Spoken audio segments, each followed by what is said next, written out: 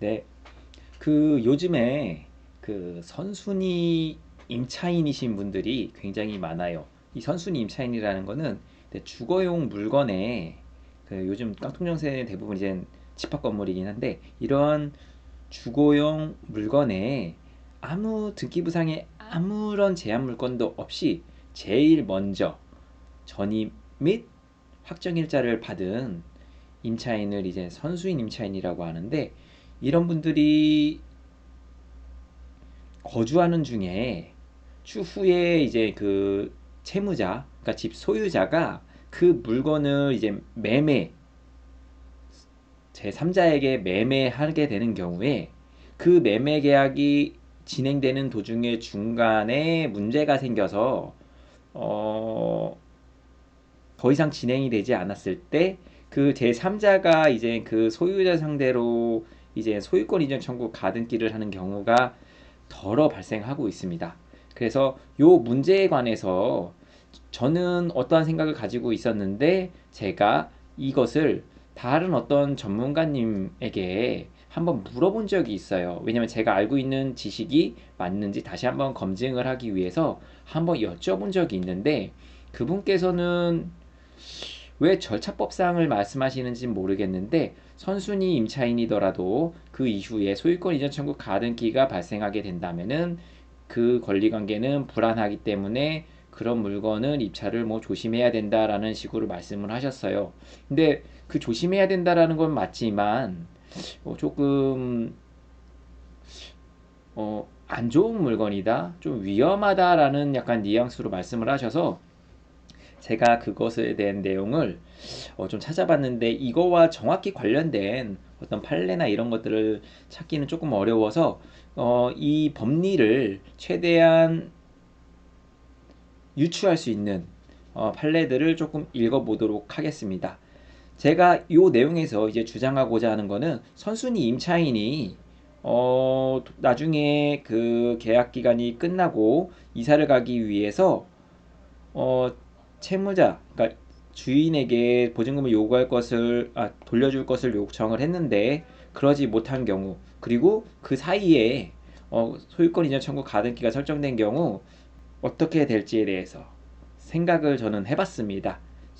저의 판단은 임차인이 이 물건을 보증금 반환 채권 가지고 경매를 신청하게 되면 후순위에 생긴 소유권 이전 청구 가등기가 말소 기준 권리가 일반적으로 아님에도 불구하고 선순위 임차인은 대항력 준 물건으로 보기 때문에 임차인의 어떠한 확실한 그 임차 보증금을 완전한 배당을 하기 위해서는 뒤에 있는 네, 소유권 이전 청구 가등기도 말소가 돼야 된다라고 보고 있습니다. 근데 이 말소가 과연 소송을 통한 말소냐, 이제 직권 등기관의 직권 말소냐에 따라서는 조금 더 제가 생각이 필요할 것 같긴 합니다. 네, 그리고 제가 이제 예를 들어서 설명을 한번 드려볼게요. 어떤 주택이 있는데 그 주택에 이제 선순위 임차인이 2020년 1월에 전입 및 확정 일자를 받았다고 가정을 해보겠습니다. 그리고 그 이후에 어, 그 주택의 소유자가 제3자에게 매매 예약을 해서 소유권 이전 청구 가등기가 설정이 됐습니다. 그거는 1년 뒤라고 가정을 해볼게요. 그 이후에 이제 이 소유자가 이제 카드 대금 같은 거를 이제 내지 않아 돌려막기식으로 해가지고 결국 돈을 다 갚지 못하고 가압류가 들어와서 이를 통해서 이제 임의 경매가 진행됐다고 가정을 해보겠습니다. 자, 이렇게 되는 경우에 아까 저기에 이제 매매 예약을 한 소유권 이전 청구 가등기를 한 그 가등기권자죠. 그 가등기권자가 과연 세입자가 있는 것을 과연 알고 매수했을까, 모르고 매수했을까에 대해서 이제 추측을 해보게 됩니다. 왜냐하면 이 매수자는 어떤 주택을 이제 구입하기에 앞서서 그 주택의 등기부등본을 떼봤을 거고 건축물 대장을 당연히 떼봤을 거라고 추측은 됩니다. 그러고 그 집을 한번 봤을 거라고 예상은 되는데 지금 세입자가 살고 있잖아요. 선순위 임차인이. 그러면은 이 사람은 만약에 집을 볼 수가 없겠죠. 아니면 만약에 보게 되더라도 임차인은 집을 보여줘야 되기 때문에 이 매수자가 나타났다, 이 집을 보여줬다는 것도 기억을 해야 됩니다. 하지만 이런 같은 경우에는 매수자는 실제적으로 집을 보지 않고 계약했을 확률이 높아요. 그러니까 부동산에 대해서, 부동산 거래에 대해서 잘 알지 못하는 이가 그냥 등기부등본과 건축물 대장만 보고, 그다음에 소유자의 말만 듣고 그러니까 매수 계약을 한 거겠죠. 네, 그랬을 확률이 높습니다. 그러면 일단은 매수자에게 집을 보지 않은 일단 과실이 있을 거고요. 그 다음에 만약에 집을 안 봤으면은 아마 또 집주인이, 그러니까 소유자가 사문서를 위조했을 수도 있습니다. 저는 공문서를 위조했을 수도 있어요. 뭐 임대차 계약서는 당연히 없다고 얘기를 하고, 임대차 관계 없다고 얘기를 하고, 그다음에 전입세대 열람이나 확정일자 부여 현황을 이제 좀 위조를 해가지고 안 나오는 것처럼 이런 식으로 했을 수도 있습니다. 하지만 그런 거는 어떻게 보면은 아직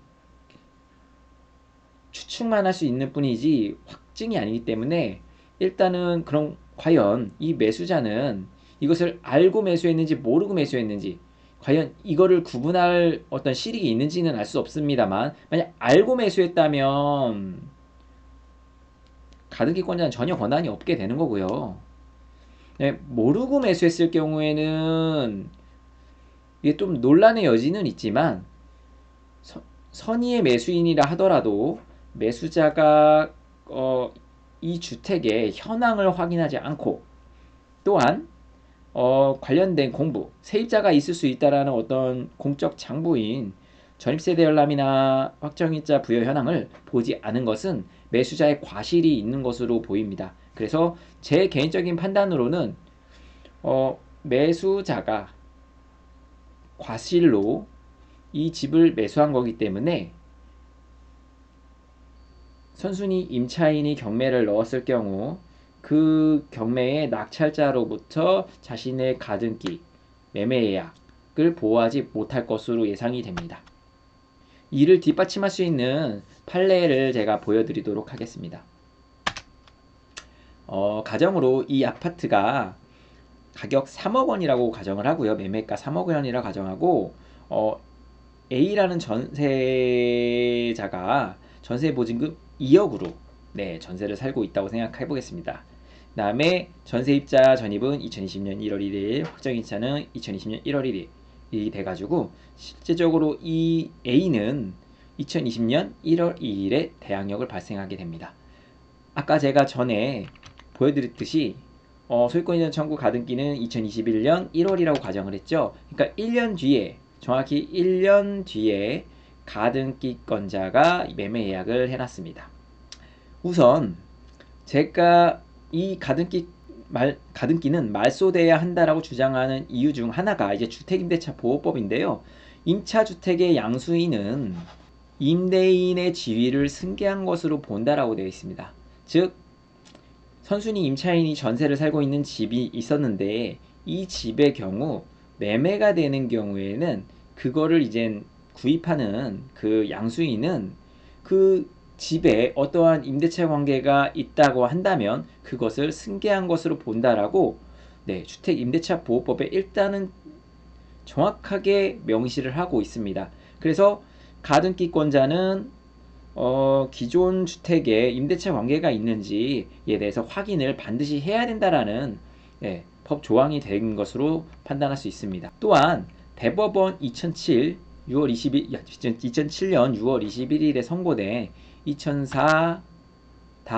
2004-26133 전원 합의체 판결을 보게 되면, 대항 요건 및 확정일자를 갖춘 임차인과 소액 임차인은 임차주택과 그 대지가 함께 경매될 경우뿐만 아니라 임차주택과 별도로 그 대지만이 경매될 경우에도 그 대지의 환가대금에 대하여, 이 부분은 지금 제가 말씀드리는 것과 큰 관련은 없지만, 그 땅과 요거는 단독주택, 다가구주택, 상가주택 이런 걸 얘기하는 건데요.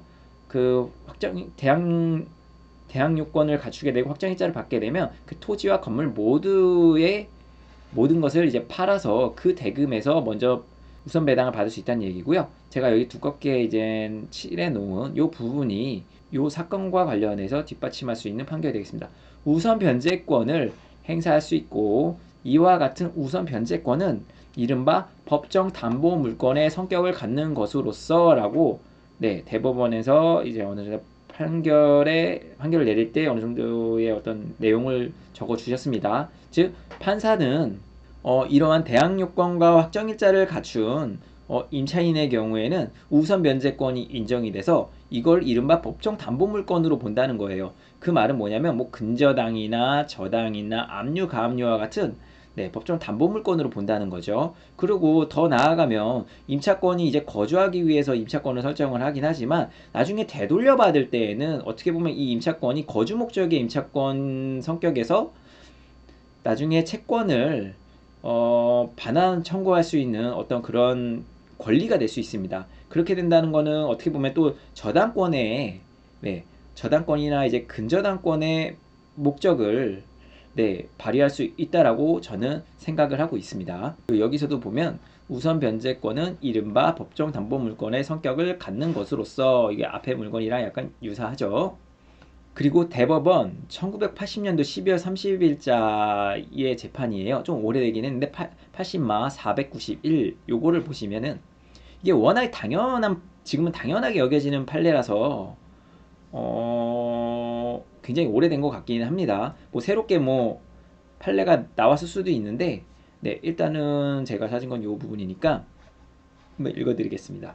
소유권 이전 등기 청구권 보전을 위한 가등기 후에 등기된 강제경매 신청에 의하여 강제경매가 실시된 경우에는 그 가등기보다 선순위로서 강제경매에 의한 경락 당시 유효히 존재하고, 즉 가등기 앞에 어떤 선순위로 어떠한 권리가 존재를 하면 그 경락에 의하여 소멸되는 뭐 저당권 설정 등기가 존재하는 경우, 예를 들어 저당권 그 이후에 소유권 이전 청구 가등기가 있는 경우에는 그 가등기는 이 저당권 앞에 있는 저당권에 대항할 수가 없고, 그 저당권이 강제 경매에 의하여 소멸하는 한 이 저당권이 경매가 진행되니까 앞에 있는 저당권이 소멸이 되잖아요. 말소기준 권리로서 소멸되면 이 뒤에 있는 소유권 이전 처분 청구 가등기도 말소되는 것이 당연하다라는 뜻입니다.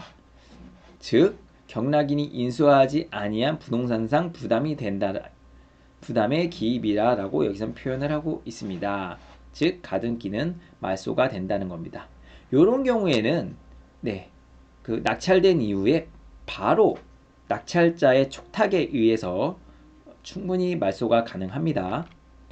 자, 이제 이런 물건이 있다고 아까 가정을 해봤죠. 이 물건의 낙찰자의 지위는 그러면 어떻게 될까요?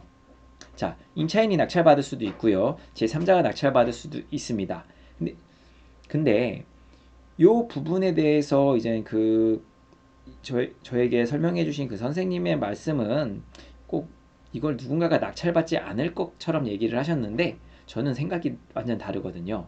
그래서 이 임차인이 낙찰을 만약에 받는 경우에는 어떻게 될까? 제가 한번 상상을 해봤습니다.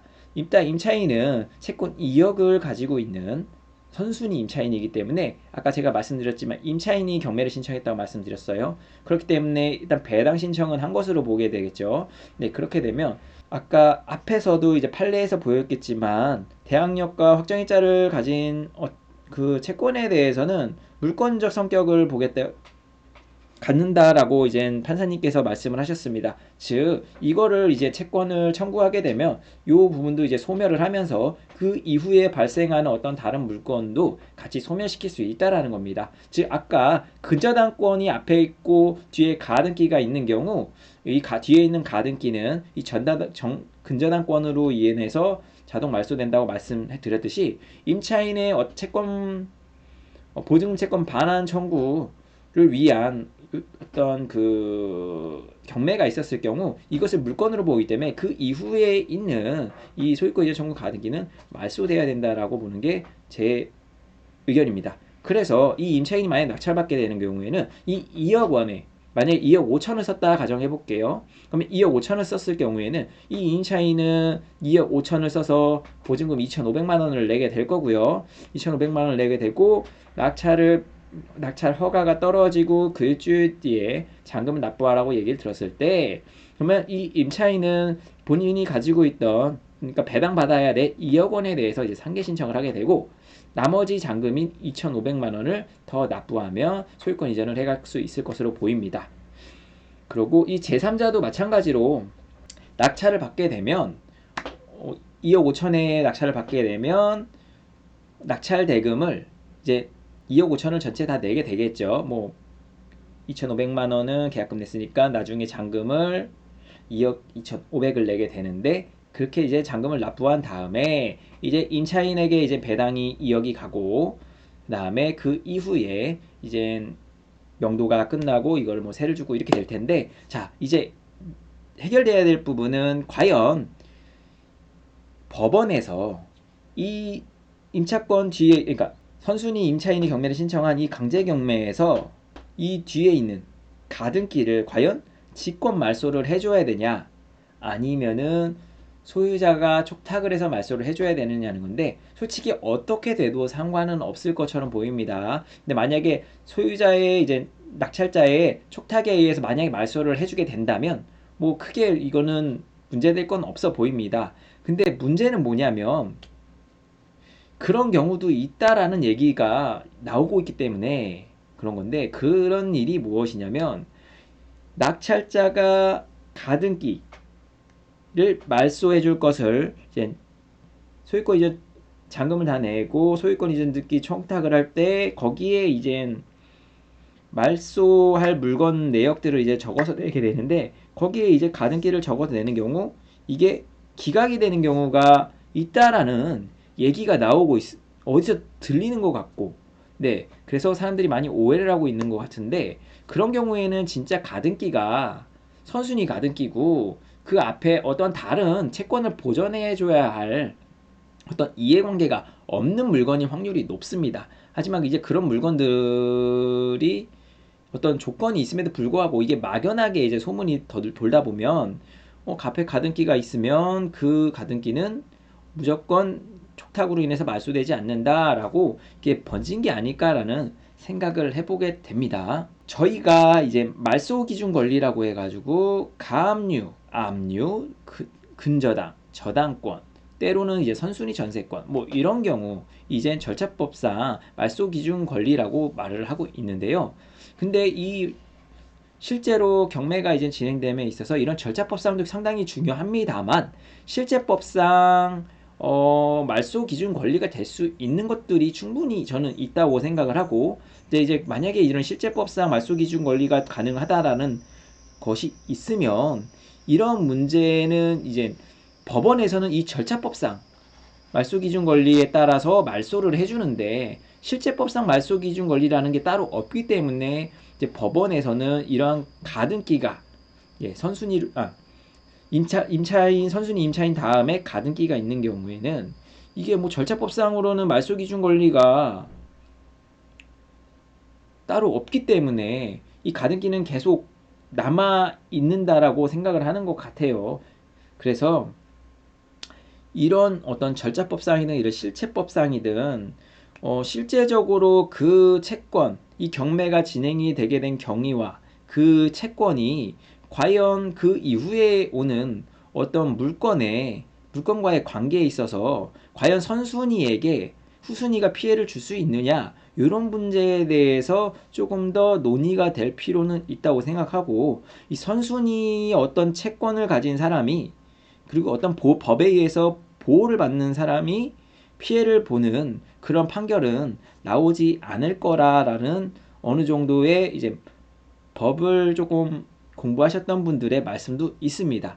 그렇기 때문에 절차법상으로는 가등기가 말소되지 않음에도 불구하고 저는 사실 이 실체법상의 어떤 권리의 이해관계에 따라서 이거는 충분히 촉탁에 의해 말소가 가능할 거라고 생각이 되고 만약에 등기관의 어떤 지식이 좀 부재한 이런 경우도 있기 때문에 촉탁을 받아들여주지 않는다면 소송을 통해서 말소할 수 있다라고 저는 생각을 하고 있습니다. 이상 선순위 임차인이 있는 물건이 매매 예약이 제3자에게 매매 예약이 진행이 되고 그 거래가 제대로 진행이 되지 않아 가등기가 설정이 됐을 경우 그리고 추후 그 물건이 경매가 진행됐을 경우 이 물건을 낙찰받는 낙찰자는 과연 이 가등기를 어떻게 처리해야 될지에 대해서 그 법리를 따져보면서 설명을 해드렸습니다.